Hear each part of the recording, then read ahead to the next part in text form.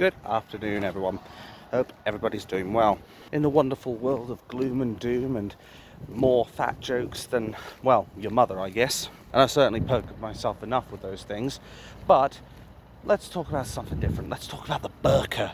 Both the burqs running around in them and, of course, the burqa itself. For anybody that doesn't know what the burqa is, it is basically a full face veil that is it's basically cultured by Islam. It's the sort of thing you would expect someone who's extremely ugly to wear to cover their facial features, in my humble opinion. Maybe something like a Medusa or something. But in the real world, just about any woman who belongs to Islam, they sometimes end up choosing to wear these things. Why? I have no idea.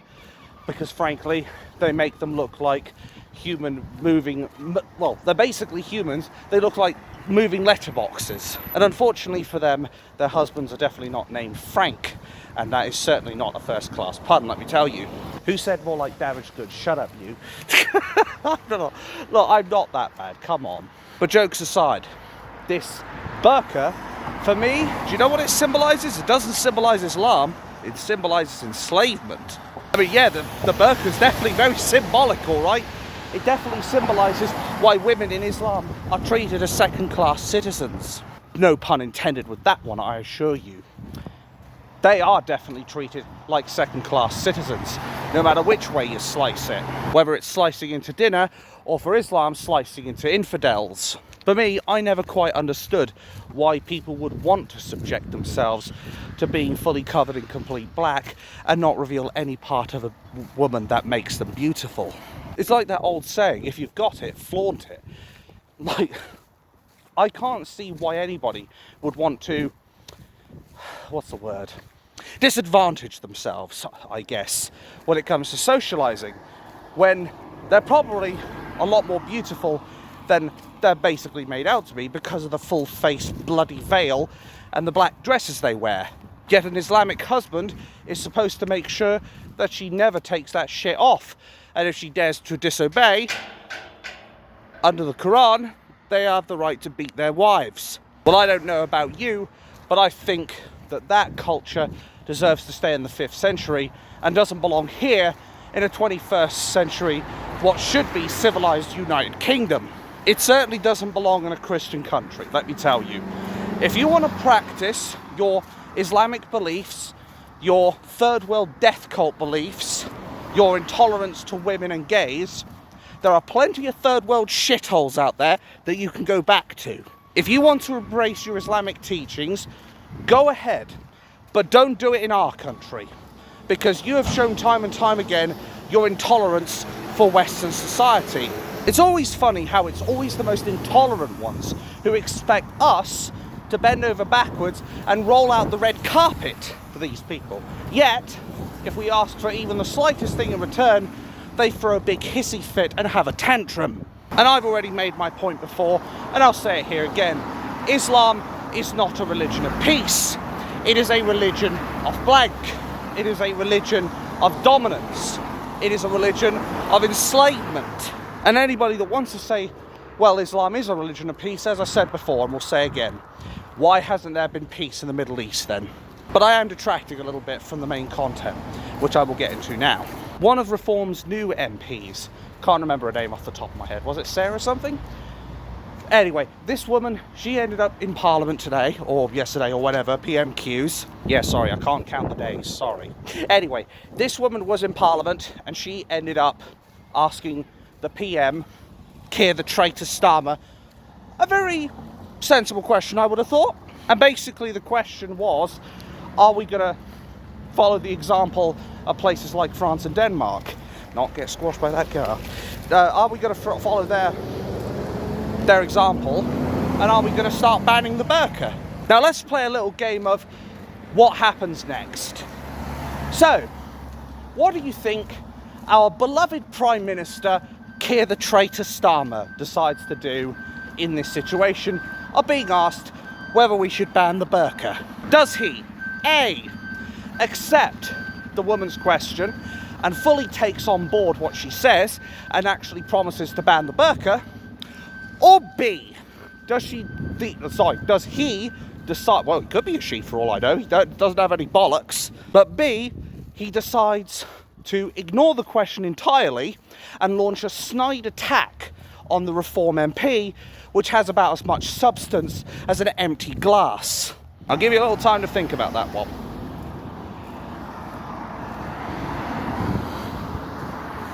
Alright, time's up. If you answered B, you're correct. Keir the Traitor Star didn't even answer the question, and he effectively launched a snide attack on her, remarking about whether they're going to do something about some £80 billion or something, and mentioned her former relationship with the Conservatives. I mean, Keir the Traitor Star really is just as pathetic as Sadiq the terrorist sympathiser Khan. They both have two very familiar things in common. They're both misogynistic pigs, and on top of that, they always avoid the questions. If you go into the Houses of Treachery, I mean Parliament, or maybe I was right first time, or even the Mayor's office, and you try to ask either Keir the Traitor Star or Sadiq Khan a question, you are more likely to see me win the next London Marathon than you are to see them answer a question. And I think the waspy will, stroke number one, the waspy women will prove me right on that and side with me. I don't think Keir the Traitor Star understands how universally despised he truly is. The same wanker who wants us on blank footing with Russia.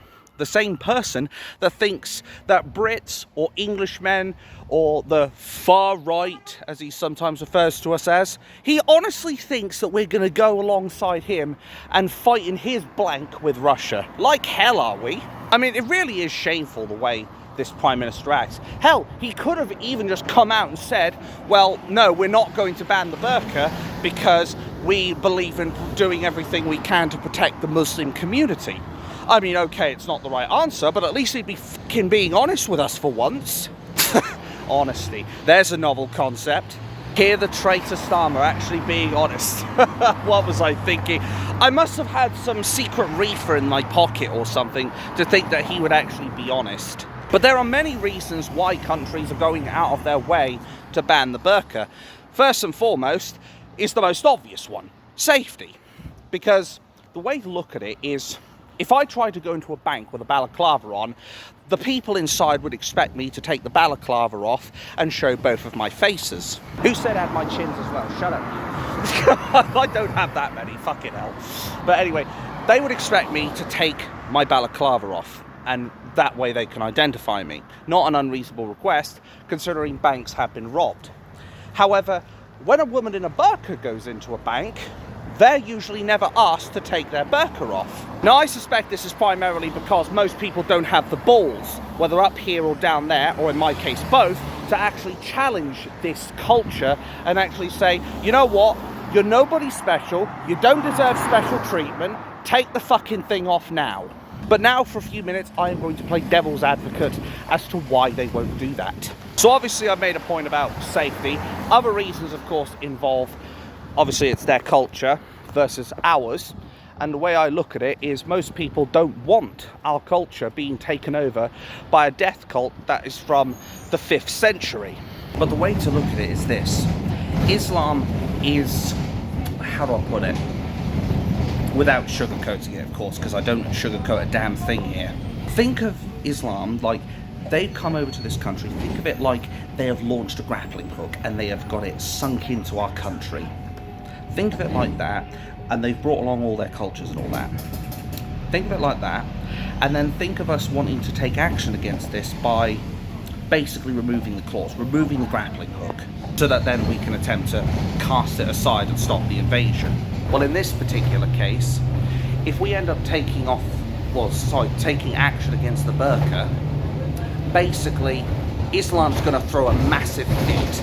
They are going to have such a hissy fit over us trying to ban the burqa. We've already seen time and time again how they like to react when they don't get their own way.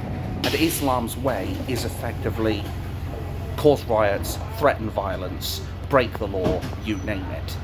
Now, of course, Islam is not going to take kindly to people like me saying that, because obviously it destroys their narrative, and the mainstream narrative too. One of the biggest examples of this is when there was a Muslim that threw a brick through some guy's house, some random guy's house. he ended up being put in prison, understandably, for the time being. And then what happened was the imam, I believe it was Birmingham this happened as well. So kind of fitting, third world shithole and all. Anyway, they decided to turn up to the constabulary with the imam and a whole bunch of Muslims and said, you better release that man or there are going to be riots. And of course, our two-tier police, they pandered to Islam and they released him. Think of them like a poorly behaved child. If Islam doesn't get their way, they throw a tantrum, have a hissy fit, they misbehave, etc., etc. So, how do you deal with a misbehaving child? You deal with it robustly, with discipline. You deal with it by basically ensuring that they realise that they don't rule the roost, they are not in charge, they are not the boss, that we are. And we show them, if you want to live in our country, you've got to respect our rules, you've got to respect our laws, and you've got to respect our cultures. And if they don't like that, they know where the door is, quite frankly. But that's what they do. If we try to ban the burqa, or we try to stop somebody from wearing the burqa out in the streets, Islam will kick off, just like that. But of course the mainstream media won't tell you this. You know the drill, folks? Because say it with me, it doesn't suit the narrative. They would just so happily cover up this behaviour of theirs, just like they covered up the mass child exploitation that has been going on over the last 20 to 30 years, perhaps even longer. Our two-tier police and our media are complicit in this.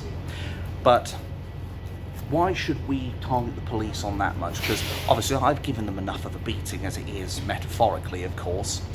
But the way to look at this is, if we try anything, they are going to dig their heels in like you would not believe. They've got a firm grip on our country, like a leech sucking blood, and they will do everything they can to stay latched onto us. They will do everything in their power to ensure they get what they want. They will misbehave, they will throw a tantrum, they'll riot, they'll cause violence, etc., etc. And ultimately, we just need to stand strong in the matter and say, no means no. You are not going to wear burqas in our society. This is a Christian country, not an Islamic one, and you are going to learn to respect our laws.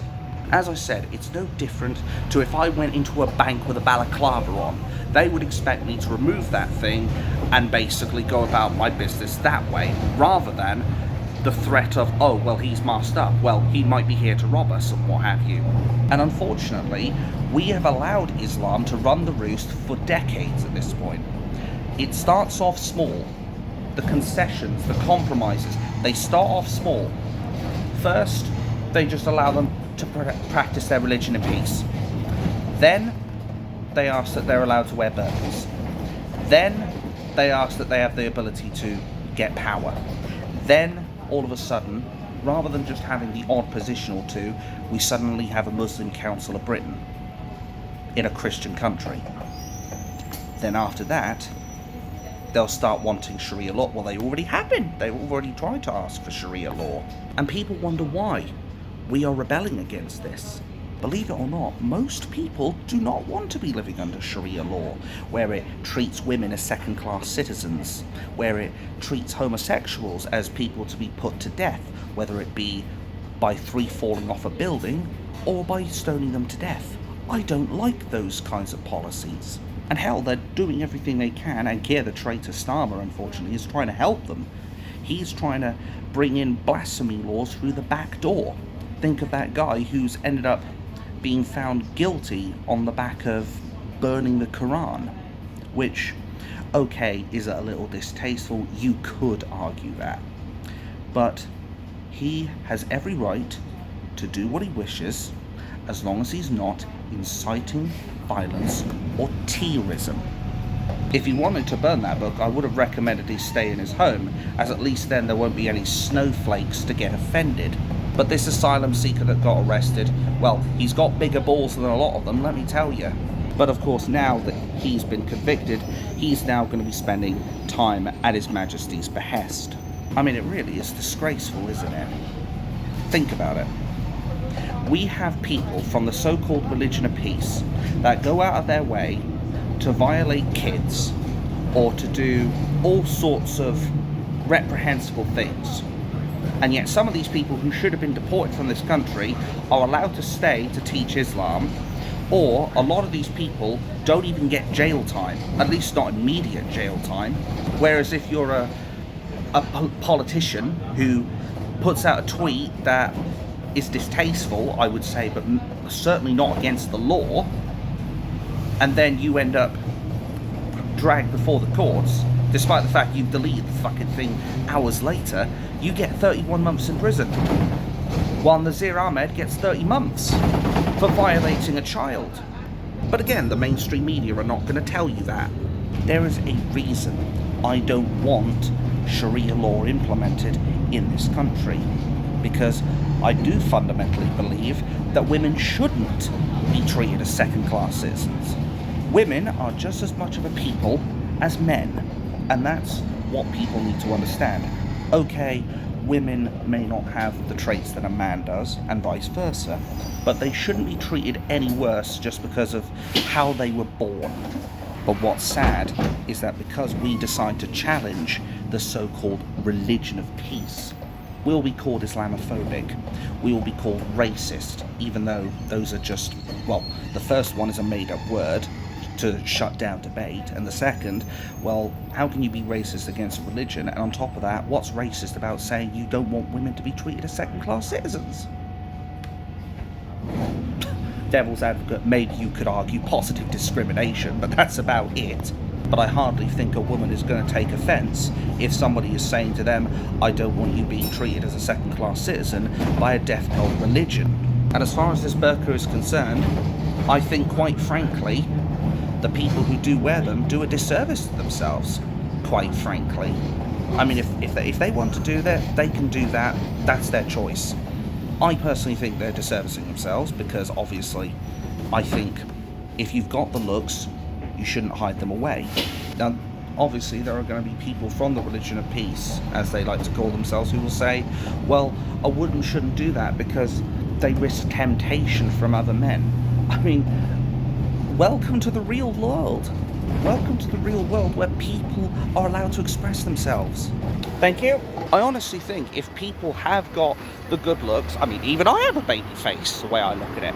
But the point I'm trying to make is, if you've got the looks, if you've got it, flaunt it. Don't hide yourself away in clothing that obscures your body. I mean, obviously you've got to wear clothes in public, because otherwise indecent exposure. And definitely I would have been arrested if I were to just take my shirt off, let alone every other part of my fucking body, let me tell you.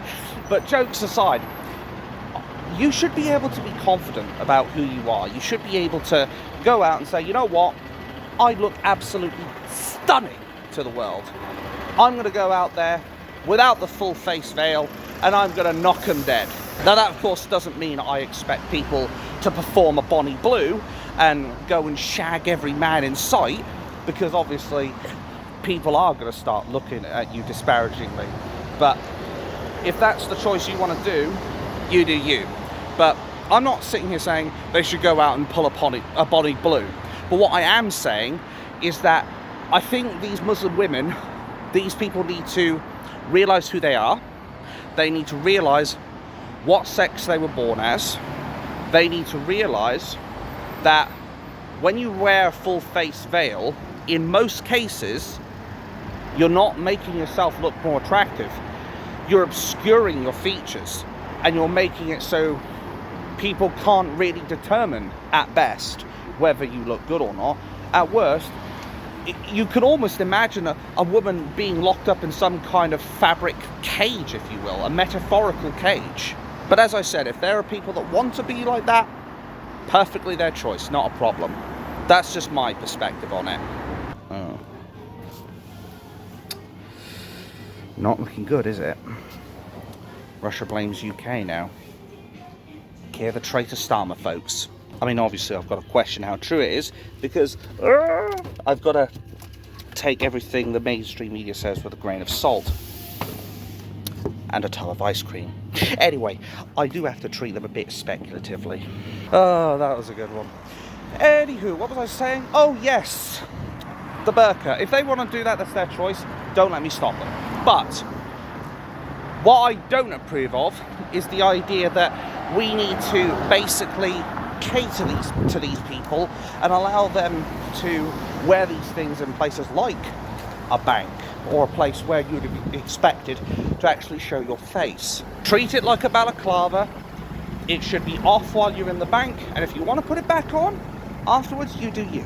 But once that burqa ban starts knocking, that thing better be coming off. I wonder how the Islamists would like it if we suddenly went to their country as Christians and started saying, no, you know what, you're going to wear priestly gowns fitting towards Christianity, you're going to wear a Christianity cross around your neck, every single one of your people is going to be holding the cross that Jesus died on, and you're going to do this, that and the other for us.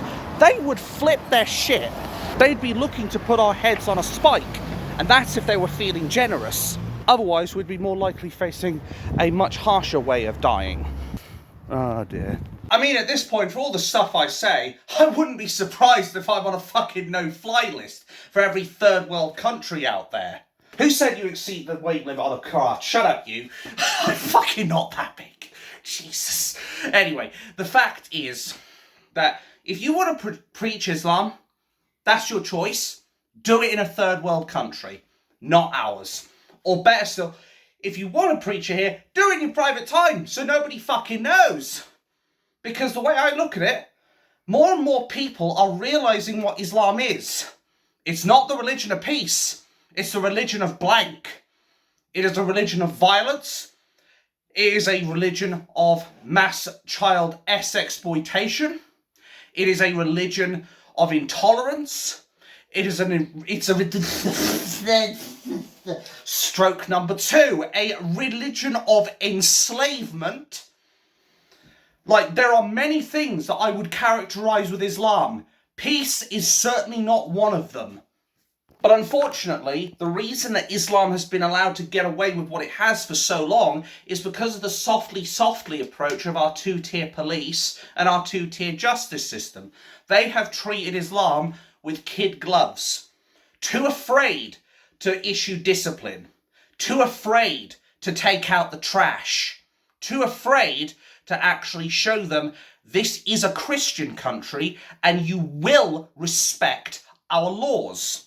And if you don't want to respect our laws, fuck off somewhere else, quite frankly. That's what would happen if we went to their country and started demanding changes over there. Any country worth their salt, or their sugar, or their spices, or whatever, they'd be telling us that if we want to change their country, that we could fuck off right now. Like, any attempt to change their countries would be dealt with swiftly. Just like that. They would not have it. Why should we be different? Why should we tolerate the intolerant?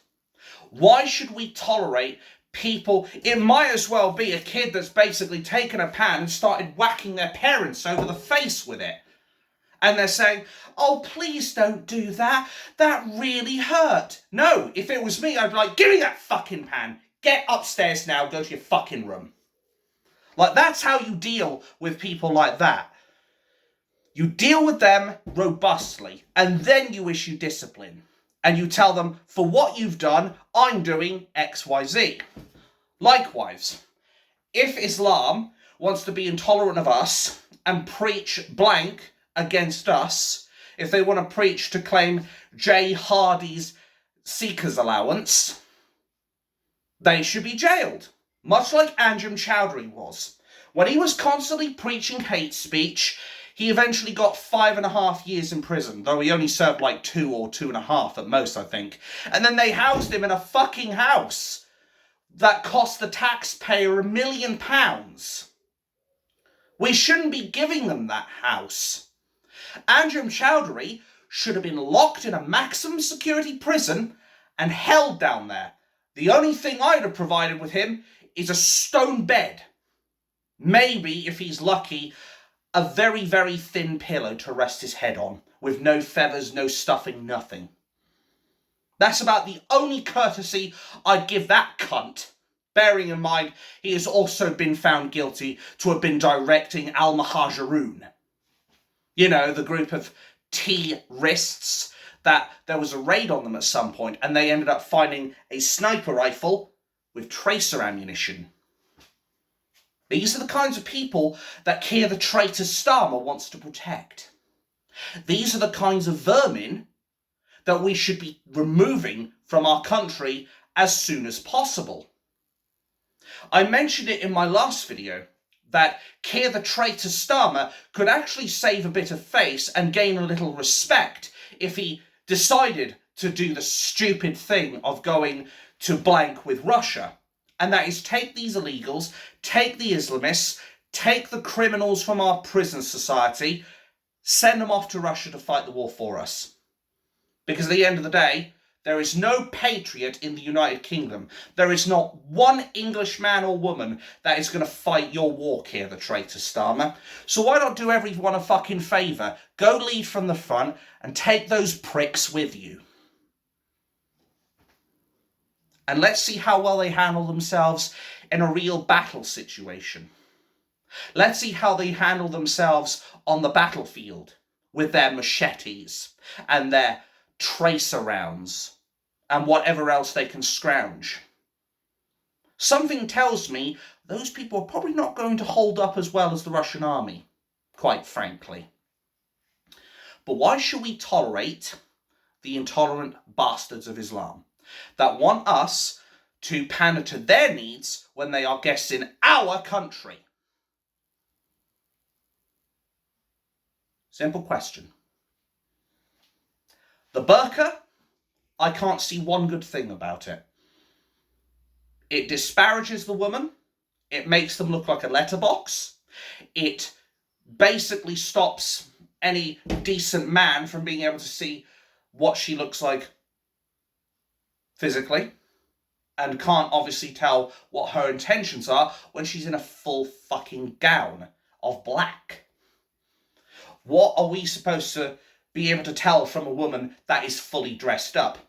And bear in mind, there are Islamic women that have gone around with a certain type of vest on that goes boom. Bear that in mind as well. Islam loves to use side bombers in their campaign of terror against the indigenous people of the West and even their own people. So, begs the question. Why should we tolerate any of their cultural changes for one more second? Please explain. Like I said, their own Quran tells them that it's perfectly okay to beat a wife that disobeys. I can tell you right now, if I ever had a wife, the last thing I'd be doing is putting my hands on her, unless it was consensual and in there. I think you know what I mean. But obviously I can't tell if I'm going to get that today, tomorrow, whenever, if at all. Maybe I'm going to end up staying single. I don't know. But we're going into the personal stuff, and I don't really want to get into that, quite frankly. But my point is, I certainly wouldn't be raising a hand to slap her across the face. I wouldn't be putting a closed fist into her chest or her stomach. She would be my fucking wife, and I'd be treating her with the respect she deserves, which is the principles of the vast majority of English men. Islam, on the other hand, well, you're really taking your chances on that one, aren't you? The bottom line is this.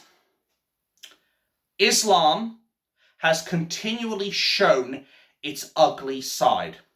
They have reared their ugly head far too many times, so many times I can't even keep count. They have made it very clear they have no intention of integrating with our society, or any society for that matter. And take a look at what's happened with Syria, Egypt, Iran, just to name a few. Look what happened with them. They tried to get into their countries and integrate. And what happened in each and every one of those countries? It ended up with an intifada. Islam overthrew the government. Islam took over. Islam turned those places into third world shitholes. Again, the mainstream media are not going to tell you that. Everything to do with Islam may begin with something nice, but one thing that is absolute, it always ends in death. Always. Without fail. And that scares me. Because as I said, we've seen what's happened over in Iran, in Egypt, and in Syria. We've seen 3 countries overthrown.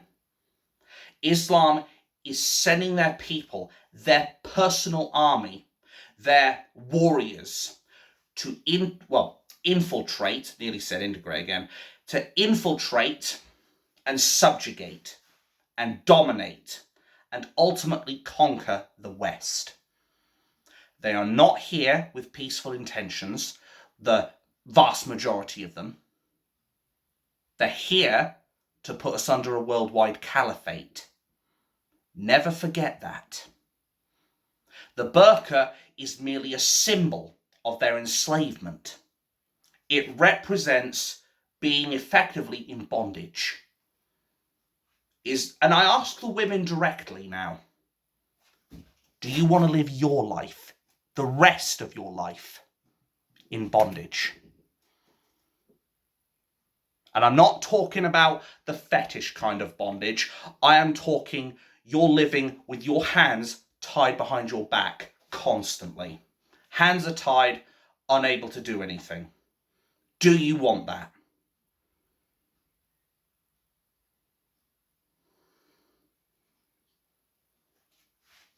That's the way you've got to look at it. Remember, there is always something insidious with Islam. I'm not saying Christianity is the perfect religion. I'm not saying Buddhism is the perfect religion. But what I am saying is that we need to learn from mistakes in the past. We have tried to give Islam a bit of land. We have tried to make concessions with Islam. We have tried to welcome these people with open arms. We have tried to get them to assimilate with our culture. What's happened? They've grown more and more intolerant of us. They've become more aggressive with us. There have been more attacks, more violation of our kids, and no compromise. Do you want this? I don't. I think many English men and women do not want this either, quite frankly. The burqa may only be a symbol, but it's a bit like the houses of treachery. Bring down the symbol, and you bring down the building. In this case, bring down the symbol, and you'll start bringing down the building of the Muslim Council of Britain. You will start tagging away piece by piece of that intolerant ideology that is Islam. That's what we need to do. They have got that hook in tight. They have literally latched onto us. They have gone and attached themselves, and no matter how hard you try to pull, they're not letting go. Simple as that. But we can find the tools to remove said claw and claim back this country for ourselves. Because at the end of the day, last time I checked, this country was not built on Muslim blood. It was not built by Muslim tears. It was not built by Muslim sweat. It was built by the blood, sweat, and tears of Christian people. Never forget that. If anyone tries to tell you that Islam is the dominant religion in this country, remind them of who lived here all those 2,000 years ago. Because last time I checked, the Prophet Muhammad certainly wasn't one of them. Last time I checked, their prophet violated a girl and married her at the age of 7. That's their leader, folks. the person who they consider as their deity, their God. Don't know about you, but that's no God I want to worship.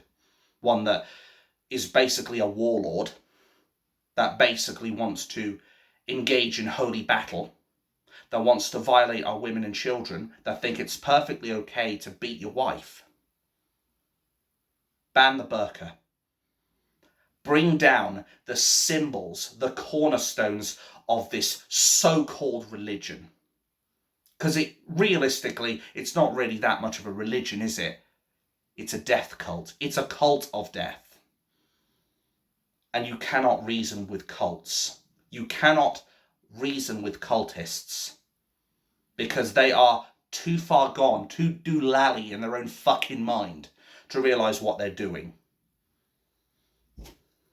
I say that hand on heart, I will not retract a motherfucking thing. Because, as you all know, and you can say it with me, I am not going to sugarcoat a motherfucking thing. I'm not going to mince my words. I will say it exactly how it is, and I'll do my best not to bullshit you. And the way to slice it is with Islam. Only they win. Christianity is tolerant. Buddhists are tolerant. Hindus are tolerant. Even Catholics are tolerant. There is no tolerance with Islam. There is only tyranny, death, destruction. And I don't know about you, but I don't think God shaped this earth to be ruled by tyrants.